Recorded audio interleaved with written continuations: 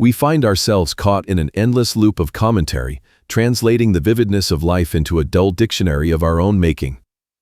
This obsessive need to narrate our existence is the hidden architecture of our daily anxiety. Now, let us explore the profound wisdom found not in adding more, but in letting go. Consider, for a moment, the landscape of the waking mind. Before the eyes have even fully adjusted to the morning light, a subtle, almost imperceptible machinery hums to life. It is the narrator, the chronicler of our personal history, immediately setting to work. It looks at the ceiling and calls it familiar. It hears the rain against the window pane and categorizes it as dreary or inconvenient. It feels a slight tension in the chest and immediately stamps it with the heavy, foreboding label of anxiety.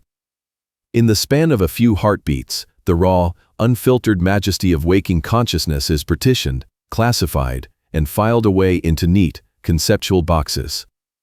We do not simply wake up to the world, we wake up to our thoughts about the world. This is the ordinary world we inhabit, a world not of direct contact, but of constant, compulsive translation. We wander through our days as if we are foreign correspondents in our own lives, frantically taking notes, desperate to capture every passing sensation and pin it down with a word. We believe that if we can just name a thing, if we can articulate the exact nature of our dread or the precise geometry of our sorrow, we might somehow gain mastery over it. But this mastery is a phantom. The act of relentless naming does not conquer our fears, it builds the very walls of the labyrinth in which we find ourselves lost. There is a profound exhaustion that accompanies this way of living. It is the fatigue of carrying a world of heavy symbols on our shoulders. When we look at a tree, we rarely see the astonishing, unrepeatable curling of its branches, the dancing interplay of light and shadow upon its leaves, or the silent explosion of life reaching toward the sun. Instead, we see the word tree. We see a category. We place a linguistic veil between ourselves and the vibrant, breathing reality standing right before us. We do this with the sky, with the strangers we pass on the street, and most tragically, we do it with ourselves. Anxiety, in its most pervasive modern form, is intimately bound to this hyperactive naming function of the human intellect. When a sensation arises in the body, perhaps a fluttering in the stomach, or a quickening of the pulse, it is, in its purest essence, merely a vibration of energy. It is a completely neutral event in the ecosystem of the physical form. But the narrator cannot tolerate a nameless sensation. It rushes in, armed with its vast vocabulary of alarm. It labels the fluttering as nervousness, the quickened pulse as panic. It weaves a frantic narrative about the future, predicting failure, embarrassment, or doom. Suddenly, we are no longer dealing with a simple flutter in the stomach, we are battling a terrifying monster of our own conceptual creation. The mind has taken a drop of water and named it a tidal wave, and in doing so, it has commanded the body to drown. This is the tragic irony of our psychological suffering. We are tortured not by the reality of our immediate experience, but by the commentary we overlay upon it. We live in a haunted house where all the ghosts are words. Consider the phenomenon of a sleepless night. The body is tired, the room is dark, and the environment is entirely peaceful. Yet, the mind races like a frightened animal. It replays conversations from a decade ago, relabeling them, deciding who was right and who was wrong. It projects itself into a hypothetical future, constructing elaborate scenarios of catastrophe, assigning names to dangers that do not even exist. The physical organism is resting in a safe, quiet room, but the psychological self is fighting a desperate war in a phantom landscape constructed entirely of concepts. We suffer in the imagination far more than we do in reality, simply because our language allows us to construct infinite permutations of suffering. Why do we do this? Why do we cling so tightly to this ceaseless chatter? The answer lies in our deep-seated illusion of control. To the ego, the unknown is terrifying. And reality, in its raw, unnamed state, is vastly, incomprehensibly unknown. It is fluid, chaotic, and ever-changing. By slapping a label onto a piece of this chaos, the mind creates a false sense of permanence. If I can name my emotional pain, I feel I have isolated it, contained it within the borders of a diagnosis. But life refuses to stay in the boxes we build for it. We are like a person trying to tie up a flowing river with a piece of string, feeling perpetually anxious because the water simply refuses to be bound. We walk through forests and see only our problems. We sit beside the ocean and hear only the relentless ticking of our schedules. We are entirely absent from the only place where life actually happens, the raw, immediate, unnamed present moment. The burden of this constant narration is heavy, precisely because it requires an immense amount of psychological energy to sustain the artificial reality made of nouns and verbs. Yet, within this very exhaustion lies the seed of our awakening. For it is only when the weight of our own words becomes too much to bear that we begin to seek a different way of being. To awaken from this profound exhaustion is to realize a slightly comical, yet entirely tragic misunderstanding that sits at the very foundation of our psychological suffering. We have mistakenly substituted the map for the territory. The wise philosopher Alan Watts often playfully reminded his listeners of a simple truth: no reasonable person would walk into a fine restaurant, meticulously read the menu, and then attempt to eat the paper it was printed on. We instinctively understand that the word water is not wet, and the word fire will not burn you.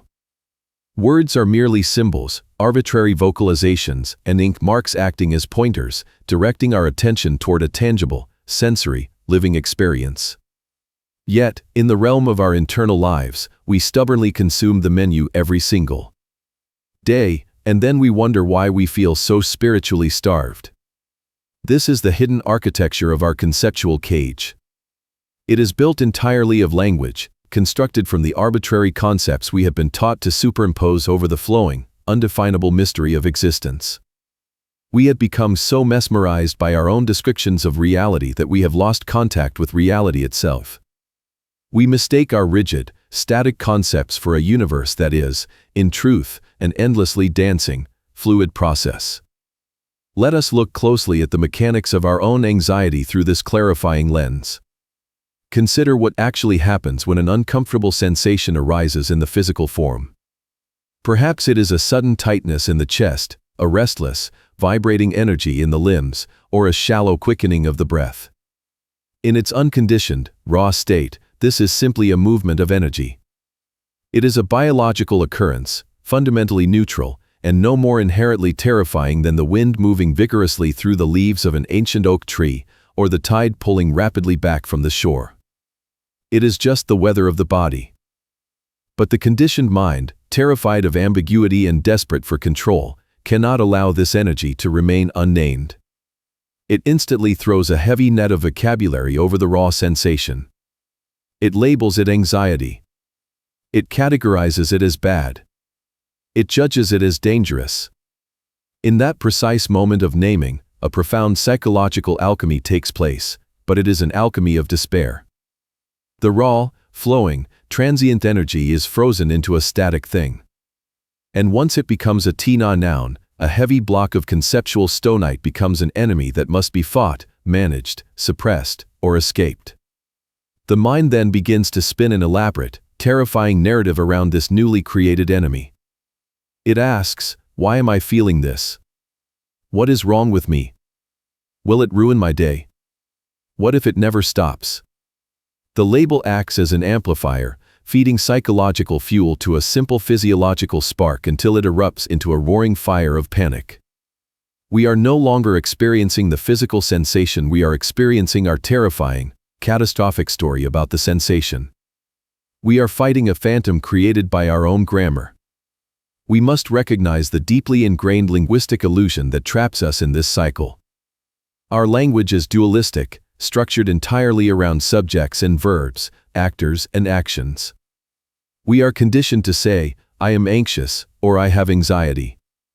This sentence structure creates a microscopic split in our awareness. It manufactures a phantom IA separate self who is experiencing and places it in opposition to the anxiety that is being experienced. This creates an immediate state of conflict. We feel as though we are a victim trapped in a small room with a hostile monster. We feel burdened, overwhelmed, and under attack by this alien entity. But what happens when we examine this dynamic directly? If we drop the noun, if we temporarily dissolve the verb, what is actually there? If you strip away the word anxiety and discard the story about what the feeling means for your future, you make a startling discovery. There is no separate I standing apart from the experience, observing it from a safe distance and judging it. There is only the experiencing itself. There is just the tightness. There is just the fluttering. There is just the heat. When the illusion of the separate, judging observer collapses, the resistance collapses right along with it. And without resistance, suffering cannot survive. The monster in the room is revealed to be nothing more than a shadow cast by the flickering light of our own linguistic constructs. The struggle was never between you and your anxiety, it was a civil war between your immediate sensory experience and your relentless conceptual demand that the experience be different than it is. Facing this realization is the ultimate trial of the mind. To stand in the center of an intense, uncomfortable emotion without immediately reaching for the familiar shield of words feels, at first, like standing entirely naked in a winter storm. The intellect rebels violently against this vulnerability. It screams that if we do not analyze the feeling, if we do not dissect it, categorize it, and figure out its root cause, we will be absolutely destroyed by it. The ego, which is itself just another collection of words and memories, relies on this narrative of struggle to maintain the illusion of its own existence. It genuinely believes that the constant, neurotic narration is the very mechanism of our survival. It fears the silence of the unnamed moment more than it fears the anxiety itself. Yet, when we dare to call the mind's bluff, when we finally gather the courage to refuse to name the dread, we discover a miraculous secret. The energy of the emotion, when completely stripped of its conceptual baggage and allowed to simply exist, is completely harmless. It may be intense, it may be wildly uncomfortable, it may shake us like a leaf in the wind, but it is fundamentally safe. It is just life, vibrating at a high, temporary frequency. The cage we thought was forged of impenetrable iron is suddenly revealed to be made of mist. We have been prisoners of a phantom warden, locked in a cell where the door was never actually closed. The boundaries of our suffering were drawn with chalk, and we have been too afraid to simply wipe them away. To see through this illusion is to experience a radical, gentle shift in perception. It is to step out of the claustrophobic, dimly lit theater of the mind, where the sane tragic play of our worries is repeated endlessly on a loop, and to walk out into the cool, expansive, unnamed air of reality. We begin to realize that the universe itself does not know our words. It does not speak our language. The sun does not call itself the sun, it simply radiates warmth and light. The river does not know it is a river, it simply flows effortlessly toward the sea. The mountain does not consider itself tall or majestic, it simply stands. The profound, unshakable peace of the natural world lies precisely in its complete and total absence of self-commentary. Nature does not narrate its own existence, it simply is. And we, beneath the chatter of our conditioned minds, are an entirely inseparable expression of this very same natural world. Our heartbeat, the rhythm of our breath, the miraculous firing of our synapses, the digestion of our food, all of this operates with a flawless, silent, ancient intelligence, completely unbothered by our opinions, our labels, and our frantic attempts at control. Our anxiety, our overthinking, our desperate need to narrate our lives, these are merely surface turbulences. They are like a storm of concepts obscuring the vast, silent, undisturbed depths of the ocean of our true nature. The map is not the territory. The menu is not the meal. The word anxiety is not the reality of the present moment. When we finally stop trying to control the vast ocean of our experience by frantically naming its waves, we remember, with a sudden and quiet joy, that we already know how to swim. We are ready to drop the map, step into the territory, and simply listen. How, then, do we step out of this cage of our own making? If the mind is hopelessly trapped in a labyrinth of its own words, we cannot simply think our way out. Using thought to escape the burden of thought is akin to trying to wash away blood with more blood, it only deepens the stain. Instead, we must drop beneath the level of language entirely. We must return to the raw, unfiltered data of the present moment. And the most direct, immediate gateway to this state of pure presence, our bridge back to the territory of the real, is the simple, profound act of listening. Sound is a master teacher of reality because it is inherently transient and ungraspable. You cannot hold on to a sound, no matter how desperately you try. It arises spontaneously from silence, dances for a brief moment in your field of awareness, and vanishes seamlessly back into the void. It demands your absolute presence. If you pause to think about the note that was just played, you completely miss the note being played right now. Therefore, to truly listen is to be forced, gently and completely, into the eternal present. Let us try a practical experiment together, a grounding exercise not in doing something new, but in the radical art of undoing. Wherever you find yourself right now, simply allow your eyes to soften their focus, or close them entirely. Bring your attention to the symphony of vibrations occurring all around you. At first, your conditioned mind will do what it has always done. It will act as a frantic, compulsive translator. You will hear a low rumble and the narrator will immediately announce, "That is a passing car." You will hear a sharp, melodic sequence and it will say, "That is a bird." You will hear a steady, persistent drone and it will label it, "The refrigerator." Simply notice this labeling. Watch the narrator at work, busily cataloging the universe. And then, gently, invite that narrator to put down its pen and step aside. Try to listen to the world exactly as you would listen to a piece of instrumental music.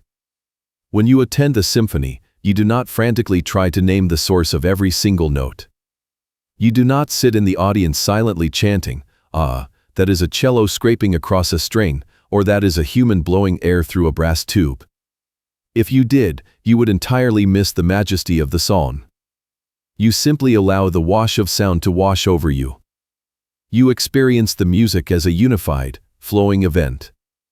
Apply this exact same musical appreciation to the ordinary, mundane sounds of your immediate environment. Strip away the heavy nouns.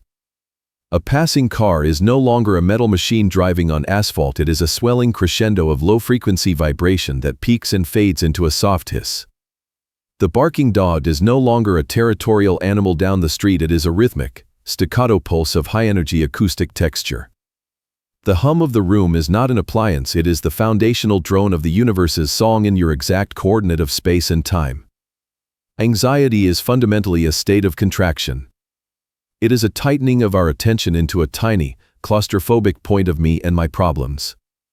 But unnamed listening is a profound expansion. It pulls your awareness outward, dispersing that concentrated knot of worry into the vast, spacious acoustic field. When you hear the distant rush of wind or the faint hum of an airplane, your awareness instantly becomes as wide and expansive as the distance to that sound. The small, anxious, conceptual self simply cannot be maintained in such a vast, open space. As you rest in this state of pure, unnamed listening, a beautiful shift occurs in the architecture of your consciousness. The boundary between the listener inside your head and the sound outside in the world begins to thin, and eventually, it collapses. You realize that in the direct, unnamed experience of the moment, there is no separate listener and no separate sound. There is only the unified happening of listening. You become the vibration. You become the passing car. You become the rustling wind. You are no longer an isolated ego fighting the world. You are the space in which the world is happening. The price of this profound peace is simply our illusion of control. When we stop demanding that the world explain itself through our rigid labels, the anxiety born of those demands naturally dissolves. Thank you for walking this path of inquiry with us today. Try this unnamed listening experiment and share your discoveries in the comments below. Subscribe to continue the journey.